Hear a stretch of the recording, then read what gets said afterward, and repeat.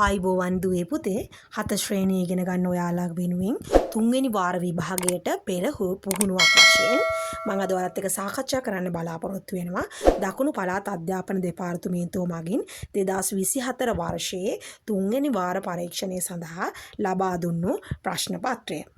මම කැමතියි මේ ප්‍රශ්න පත්‍රයට ඔයාලා උත්තර ලියන ගමන් මේ වීඩියෝව නරඹනවා නම්. එතකොට ඔයාලට පරණ විෂය කරුණු නැවත හොඳින් මතක් කරගන්න පුළුවන්කම ලැබේවි. පළවෙනි ගැටලුවේ දීලා තියෙන්නේ මෙම රූපයේ සමමිති අක්ෂ සියල්ල අඳින්න කියලා. අපිට පුළුවන් අඩුරුව පාවිච්චි කරලා මේ රූපයේ සමමිති අක්ෂ ටික මෙන්න මේ විදිහට ඇඳලා පෙන්වන්න. මම හිතනවා ඔයගොල්ලන්ට පැහැදිලි මෙන්න මේ වගේ සමමිති අක්ෂ දෙකක් අපිට මේ රූපයේ ඇඳලා පෙන්වන්න පුළුවන්. ඊළඟ දෙවැනි ගැටලුව 20 අඩු කිරීම 15 බෙදීම 5. ඉතින් පූර්ණ සංඛ්‍යා මත ගණිත කර්ම කියන පාඩමේදී අපි ඉගෙනගෙන තියෙනවා බෙදීමේ ගණිත කර්මය කරලා තමයි අපි අඩු කිරීම කරන්න ඕනේ. ඒතරම අපි මුලින්ම 15 බෙදන්න ඕනේ 5න්. එතකොට අපිට 3යි කියලා ලැබෙනවා. ඒතර 20න් අපි අඩු කරන්න ඕනේ 3. මම හිතනවා පැහැදිලි 15 මුලින්ම 5න් බෙදලා එන උත්තරේ 3 තමයි 20න් අඩු කරන්නේ. ඒතර 20න් 3ක් අඩු කරාම 17යි. තුන්වෙනි ගැටලුවේ ප්‍රසාරණය කරපු ප්‍රකාශනයක් දීලා ඒක දර්ශක ආකාරයෙන් ලියන්න කියලා කියනවා. තුනේ ඉලක්කම් දෙකක් තියෙනවා. එහෙනම් තුනේ දෙවනි බලය ගුණ කිරීම තුන් පාරක් තියෙනවා. එහෙනම් ඒගේ තුන්වෙනි බලය කියලා අපිට ලියන්න පුළුවන්. එහෙනම් මේක දර්ශක ආකාරයෙන් ලිව්වහම තුනේ දෙවනි බලය ඒගේ තුන්වෙනි බලය කියලා අපිට පිළිතුරු ලබා ගන්න පුළුවන්. මම හිතනවා ඔයගොල්ලන්ට පැහැදිලි දර්ශක පාඩමේ දී අපි මේවා ඉගෙනගෙන තියෙනවා. ඊළඟට කුලකයක් දීලා තියෙනවා 22468 යන සංඛ්‍යාවේ ඉලක්කම් යන කුලකය අවයව සංගල වරහන් තුල ලිවීමෙන් ලියා දක්වන්න. ඒතර අපිට මේ සංඛ්‍යාවේ තියෙන ඉලක්කම් තමයි 2 4 6 සහ 8. ඒතර 2 කියන ඉලක්කම දෙපාරක් තිබ්බා කියලා අපි ඒ අවයව ලියනකොට ඒක දෙපාරක් ලියන්න යන්නේ නැහැ. එතන අපිට මේකේ අවයව විදිහට ලියන්න පුළුවන්. ඒ සංගල වරහන් ඇතුලේ 2 4 6 සහ 8 කියන අවයව ටික අපිට සංගල වරහන් ඇතුලේ ලියලා පෙන්වන්න පුළුවන්. ඒතර 2 දෙපාරක් තිබුණා කියලා 2 කියන ඉලක්කම අපි දෙපාරක් ලියන්නේ නැහැ. එකපාරයි ලියන්නේ. ඒතර 2 4 6 8 කියලා සංගල වරහන් ඇතුලේ අපි මේ අවයව ටික ලියලා පෙන්වන එක තමයි මේක කියන්නේ අවයව සංගල වරහන් තුල ලියා දක්වන්න කියලානේ. අපි මෙන්න මේ විදිහට අවයව ටික සංගල වරහන් තුල ලියා දක්වනවා. ඊළඟ පස්වෙනි ගැටලුවේ සමීකරණයක් දීලා තිනවා. මේ සමීකරණය විසඳන්න කියලා කියනවා. 3 ධන 2යි x සමානයි 5. ඒතර මේක විසඳනවා කියලා කියන්නේ x ටාගයක් ලබා ගන්න එකට. එහෙනම් අපි මුලින්ම මේ 2x තියෙන පැත්තේ තියෙන මේ 3 ඉවත් කරන්න දෙපැත්තටම ඍණ 3ක් යොදන්න ඕනේ. ඒතර මේ ධන 3 අයින් වෙලා යනවා. ඒතර 3 ධන 2යි x අපි මේ වම් පැත්තට ඍණ 3ක් දාන ගමන් දකුණු පැත්තටත් ඍණ 3ක් යොදනවා. එතකොට 5න් අපිට 3ක් අඩු කරන්න පුළුවන්. ඒතර 5න් 3ක් අඩු කරාම අපිට 2යි කියලා ලැබෙනවා. එතකොට ධන 3ට ඍණ 3 කැපිලා යනවා. ඒතර 2යි x සමානයි 5න් 3ක් ගියාම 2යි කියලා තමයි අපිට ලැබෙන්නේ. 2යි x සමානයි 2යි. එතකොට අපි x ගේ අගය බලන්න දෙපැත්තම 2කින් බෙදන්න ඕනේ. ඒතර දෙපැත්තම 2කින් බෙදුවාම 2 2කින් බෙදුවාම 1යි.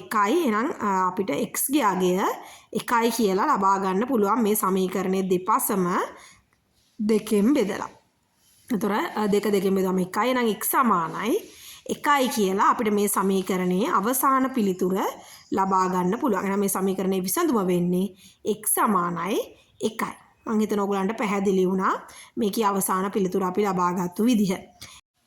ඊළඟ ගැටලුව අහනවා 17 වන සියවසට අයත් වර්ෂ තෝරා ලියන්න කියලා. ඒතර සියවසක් කියලා කියන්නේ වසර 100ක කාල සීමාවක්. ඒතර මේ සියවස මොකක්ද කියලා හදන්න ලේසිම ක්‍රමය තමයි 100ට බිංදු 2. මම ලේසි ක්‍රමයක් විදිහට කියන 100ට බිංදු 2ක් තියෙන හින්දා මේ දීලා තියෙන අවුරුදු වල අග ඉලක්කම් දෙක අයින් කරන්න. දැන් උදාහරණයක් විදිහට මේ අපි දෙවෙනියට තියෙන 1675 කියන සංඛ්‍යාවේ අග ඉලක්කම් දෙක අයින් කරාම 16 කියලා නෙන්නේ. ඒතර 16ට එකක් එකතු කරනවා. එතකොට ඒක 17 වන සියවසේට තමයි අයිති වෙන්නේ. එහෙනම් දෙවෙනි පිළිතුර නිවැරදි.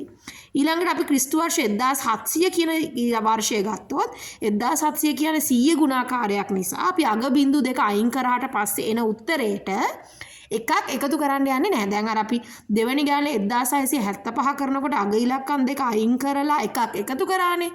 එතකොටනේ 16 එකක් ඇතුළේ 17 ලැබුණේ. නමුත් ක්‍රිස්තු වර්ෂ 1700 මොන සියවසට දායත් කියලා අපි බලනකොට අග ඉලක්කම් දෙක අයින් කරලා එකක් එකතු කරන්නේ නැහැ. එතකොට 17 තමයි උත්තරේ. ඒතර පළවෙනි එක බලන්න 1600. ඒතර 1600 අග ඉලක්කම් දෙක අයින් කරාම අපිට 16 කියලා එන්නේ. ඒතර 16 එකක් එකතු කරන්න යන්නේ නැහැ. මොකද ඒක 100 ගුණාකාරයක් නිසා. එතකොට ඒකේ 16 වන සියවස කියලා තමයි පළවෙනි එක ආයේ තියෙනවා. පළවෙනි උත්තරේ අදාළ වෙන්නේ නැහැ මෙතනට. එතන 1712 කියන එක තුන්වෙනි උත්තරේ ගත්තොත් ඒකේ අග ඉලක්කම් දෙක අයින් කරාම අපිට 17 කියලා ලැබෙන්නේ. ඒතර මේක 100 ගුණාකාරයක් නෙමෙයි නිසා අපි ඒකට එකක් එකතු කරනවා. ඒතර ඒක 18 කියලා එන්නේ. ඒ කියන්නේ ඒක 18 වන සියවස. එහෙනම් මේ ප්‍රශ්නෙට අදාළ නිවැරදි පිළිතුරු දෙක වෙන්නේ දෙවෙනි සහ හතරවෙනි අවුරුදු දෙක. ඒ කියන්නේ ක්‍රිස්තු වර්ෂ 1675 සහ ක්‍රිස්තු වර්ෂ 1700 තමයි 17 වන සියවසේට අයත් වෙන්නේ.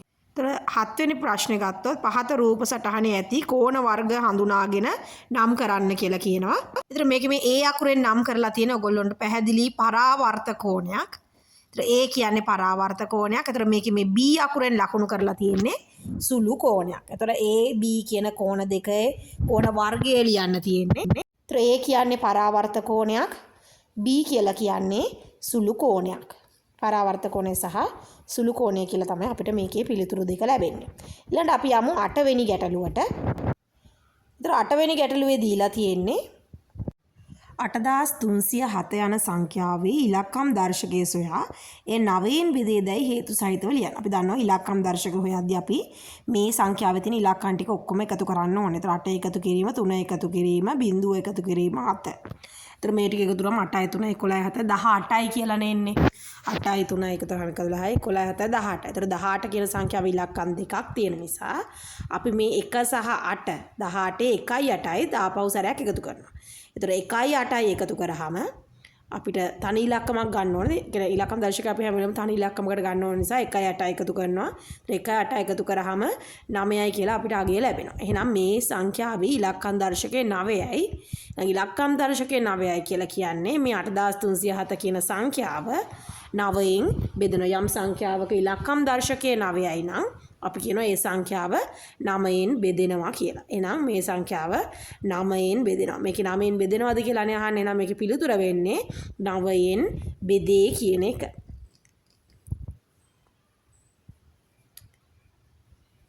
ඊළඟ 9 වෙනි ගැටලුව මොකද්ද 9න් බෙදේ හේතුව තමයි ඉලක්කම් දර්ශකය 9 වන නිසා. හරි 9 වෙනි ගැටලුව අවතල බහුවශ්‍ර දැක්වෙන රූපය තෝරා යටින් ඉරක් හදින්න. අවතල බහුවශ්‍රයක් නම් එයාගේ අභ්‍යන්තරයේ පරාවර්ත කෝණ පිහිටලා තියෙන්න ඕනේ. දැන් පළවෙනි රූපයේ අභ්‍යන්තර කෝණ ඔක්කොම මහා කෝණ සහ සුළු කෝණ. ඒතර එයා අවතල බහුවශ්‍රයක් නෙමෙයි. ඒතර දෙවනි රූපයේ ඔයාට පේනවා පරාවර්ත කෝණයක් පිහිටලා තියෙනවා. එහෙනම් දෙවනි රූපය අවතල බහුවශ්‍රයක්. ඊළඟ තුන්වෙනි රූපයේ මහා කෝණ සහ සුළු කෝණ විතරයි අභ්‍යන්තර කෝණ විදිහට තියෙන්නේ. එතකොට ඒක අවතල බහුවශ්‍රයක් නෙවෙයි උත්තල බහුවශ්‍රයක්. හතරවෙනි රූපයේ ඇතුලේ අපිට පේනවා පරාවර්ත කෝණ පිහිටලා තියෙනවා. එහෙනම් මේකේ නිවැරදි පිළිතුරු වෙන්නේ දෙවැනි පිළිතුර සහ හතරවෙනි පිළිතුර. අවතල බහුවශ්‍ර පිහිටලා තියෙන දෙවැනි රූපයේ සහ හතරවෙනි රූපයේ. මොකද මේ රූප දෙකේම අභ්‍යන්තර කෝණ විදිහට පරාවර්ත කෝණ පිහිටලා තියෙන නිසා. මම හිතනවා ඔයගොල්ලන්ට පැහැදිලි. එහෙනම් ඒකේ පිළිතුර වෙන්නේ දෙවෙනි රූපය සහ හතරවෙනි රූපය. මොකද්ද හේතුව? අභ්‍යන්තරයේ ඒ තල රූපවල අභ්‍යන්තර කෝණ විදිහට පරාවර්ත කෝණ පිහිටලා තියෙන නිසා. මම හිතනවා ඔයගොල්ලන්ට පැහැදිලි වුණා. එතන පිළිතුරු දෙක දෙවෙනි පිළිතුර සහ හතරවෙනි පිළිතුර. අපි යමු 10 වෙනි ගැටලුවට. එතකොට 10 වෙනි ප්‍රශ්නේ අපිට දීලා තියෙන්නේ 1.05 කිලෝග්‍රෑම් ස්කන්ධයක් ඇති ගස් ලැබු ගෙඩියක ස්කන්ධය ග්‍රෑම් වලින් ලියන. අපි දන්නවා කිලෝග්‍රෑම් එකක් කියන්නේ ග්‍රෑම් 1000ක්. එහෙනම් 1.05 1000න් ගුණ කරා නම් අපිට මේ පිළිතුර ග්‍රෑම් වලින් ලබා ගන්න පුළුවන්. 1.05 1000න් ගුණ කරාම 1050යි ග්‍රෑම් කියලා තමයි මේකේ අපිට පිළිතුර ලැබෙන්නේ. 11 වෙනි ප්‍රශ්නේ ත්‍රිකෝණ ප්‍රිස්මයක මුහුණත් දාර සහ ශීර්ෂ ගණන ලියන්න කියලා දීලා තිනවා. ත්‍රිකෝණ ප්‍රිස්මය කියන ඝන වස්තුව අපි මේ පන්තියේදී ඉගෙනගෙන තියෙනවා. මේ ඝන වස්තුවේ මුහුණත් අපි දන්නවා ත්‍රිකෝණාකාර මුහුණත් දෙකක් සහ ඍජුකෝණාශ්‍රාකාර මුහුණත් තුනක් තියෙනවා. එතකොට මේ ඝන වස්තුවේ ඔක්කොම මුහුණත් පහක් තියෙනවා. ශීර්ෂ 6ක් පිහිටලා තියෙනවා. ශීර්ෂ මුළු. ඒ කියන්නේ මුළු 6ක් තියෙනවා. දාර 9ක් පිහිටලා තියෙනවා. දාර ගණන 9යි. ඊළඟට රූපයේ දැක්වෙන වෘත්තයේ කේන්ද්‍රය OA OA සහ AB නම් කරනවා. දැන් රූපේ දැක්කම O කියන්නේ කේන්ද්‍රය, O වෘත්තයේ කේන්ද්‍රයේ සිට වෘත්තයට අඳපු රේඛාවක් තමයි OA කියන්නේ. ඒතර OA කියන්නේ වෘත්තයේ අරය. ඒතර AB කියලා කියන්නේ වෘත්තයේ විස්කම්භය. අපි මේ වෘත්තය පාඩමේදී මේ කරුණු ඉගෙනගෙන තියෙනවා. ඒතර OA කියලා කියන්නේ අරය, AB කියලා කියන්නේ වෘත්තයේ විස්කම්භය. AB කියන්නේ විස්කම්භය. 13 වෙනි ගැටලුව x නම් සංඛ්‍යාව 3ෙන් ගුණ කර 11ක් අඩු කළ විට ලැබෙන අගය වීජීය ප්‍රකාශනයක් මගින් දක්වන්න. x නම් සංඛ්‍යාව 3ෙන් ගුණ කරන්න ඕන x ගුණ කිරීම 3. ඒකෙන් අපි 11ක් අඩු කරන්න ඕනේ. ඒතර x ගේ අගය 3ෙන් ගුණ කරලා ඒකෙන් 3ක් අඩු කරාම ලැබෙන ප්‍රකාශනය වීජීය ප්‍රකාශනයක් මගින් දක්වන්න කියලා කියන්නේ. x ගුණ කිරීම 3 අඩු කිරීම 11. ඒතර x ගුණ කිරීම 3 කියන එක අපිට 3x කියලා ලියන්න පුළුවන්. ඒතර 3x අඩු කිරීම 11. මෙන්න මේ විදිහට අපිට වීජීය ප්‍රකාශනය ලියලා පෙන්වන්න පුළුවන්. අපි ඊළඟට යමු ඒකේ 14 වෙනි ගැටලුවට. 14 වෙනි ගැටලුව අපිට දීලා තියෙන්නේ 60 යන සංඛ්‍යාව ප්‍රථමක සාධකවල ගුණිතයක් ලෙස ලියන්න කියලා. අපිට පුළුවන් 60 බෙදන්න මුල්ම ප්‍රථමක සංඛ්‍යාව විදිහට අපිට 2කින් 62කින් බෙදන්න පුළුවන්. ඒතර 62කින් බෙදුවාම 30යි. ඒතර 30 කියන සංඛ්‍යාව අපිට බෙදන්න පුළුවන් නැවතත් 2කින්. එතකොට 30 2කින් බෙදන්න පුළුවන්. ඒතර 30 2කින් බෙදුවාම අපිට ලැබෙනවා 15යි කියලා. ඒතර 15 අපිට බෙදන්න පුළුවන් ආයි 2කින් බෙදන්න බෑ. එතකොට 15 අපිට ඉතුරු නැතුව බෙදන්න පුළුවන් 3ෙන්. ඒතර 15 3ෙන් බෙදුවාම 5යි. ඒතර 5 කියන අගය 15 3ෙන් බෙදුවාම 5යි. අපිට 5 බෙදන්න පුළුවන් නැවතත් 5ෙන්. ඒතර 5ෙන් බෙදුවාම 1යි කියලා අගය එනවා. එතකොට 60 කියන සංඛ්‍යාව අපිට ලියන්න පුළුවන් 2 ගුණ කිරීම 2 ගුණ කිරීම 3 ගුණ කිරීම 5 කියලා ප්‍රථමක සාධකවල ගුණිතයක් ලෙසිය. ඊළඟ 15 වෙනි ගාන රූපයේ අඳුරු කළ කොටස භාගයක් ලෙස ප්‍රකාශ කර ඒ ප්‍රතිශතයක් ලෙස ලියන්න. දැන් මේ රූපයේ කොටස් 6ක් අඳුරු කරලා තියෙනවා. ඒතර මේක ඔක්කොම කොටස් 8කට මේ රූපය බෙදලා තියෙනවා. ඒතර 8න් 6ක් අඳුරු කරලා තියෙනවා. ඒතර 8න් 6 කියන එක අපිට සරල කරලා තුල්්‍ය භාග දැනුම ඇසුරින් හරය සහ ලවය දෙකෙන් බෙදලා 6 දෙකෙන් බෙදුවාම 3යි 8 දෙකෙන් බෙදුවාම 4යි. ඒතර 4ෙන් 3යි කියලා භාගයක් විදිහට ලියන්න පුළුවන්. ඒතර මේක ප්‍රතිශතයක් කරනවා නම් 100න් පංගුවක් විදිහට අපි මේක ලියා ගන්න ඕන. අපි දන්නවා 4 100 බවට පත් කරන්න පුළුවන් අපිට 25න් ගුණ කරොත් 4 25න් ගුණ කරොත් 100 වෙනවා. ඒතර එහෙනම් හරය සහ ලවය දෙකම මම ගුණ කරන්න ඕනේ මේකේ 25න්. එතකොට මට මෙතන ලැබෙනවා 100න් 4 වරක් 25 කියන්නේ 100යි 75යි 3 වරක් 25 කියන්නේ 75යි. ඒතර 100න් 75 කියලා මේක අපිට ලියන්න පුළුවන්. ඒතර 100න් 75යි කියලා කියන්නේ අපිට මේක 100ට 75යි කියලා ප්‍රතිශතයක් විදිහට ලියන්න පුළුවන්. 6 වෙනි ගාන පතුලේ වර්ගඵලයේ 28යි වර්ග සෙන්ටිමීටර වන ඝනකාභාකාර භාජනයක පරිමාව 112යි ඝන සෙන්ටිමීටර වේ. භාජනයේ උස සොයන්න.